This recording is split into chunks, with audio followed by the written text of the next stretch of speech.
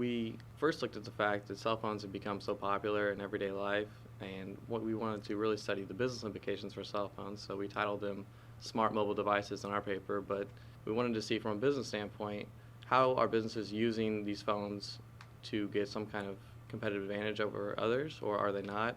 And that was basically the purpose of our study.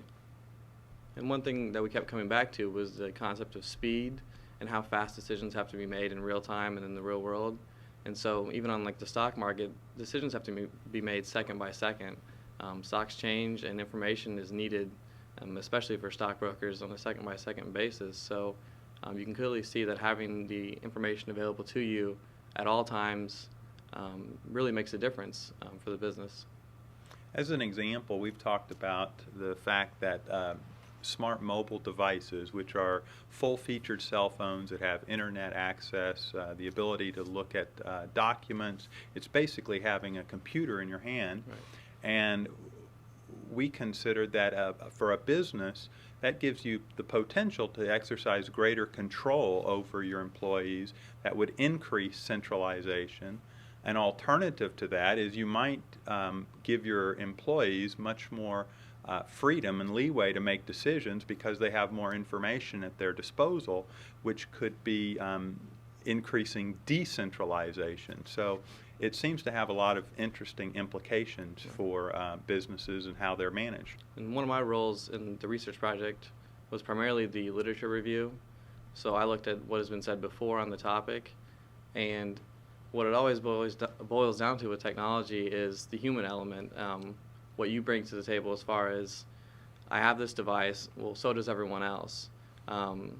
We realize that cell phones will soon become a commodity if they're not already, and it depends on whether or not the user is capable of taking advantage of the cell phone. So we talked about, in one of our propositions, combining cell phones with proprietary human, business, or technology to get that competitive advantage. So we realize that everyone has the phones, but there still seems to be a case for a competitive advantage for the fact that the human's the one operating the phone and they have to take advantage of it.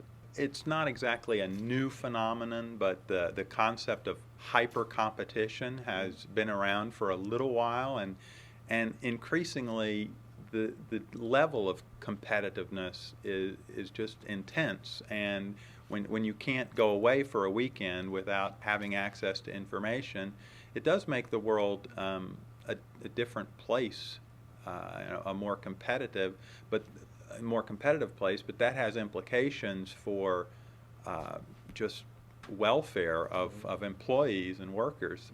Although we expected the numbers to be high as far as cell phone usage or smart mobile device usage, they were quite staggering.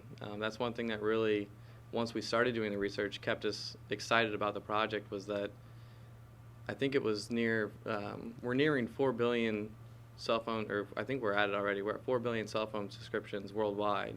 And, a percentage of that, of course, is the devices that we're looking at.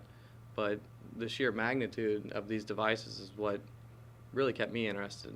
And the fact that we're both geeks at heart and we both like technology, that's one of the reasons why we first started this project, but it's also what kept us going.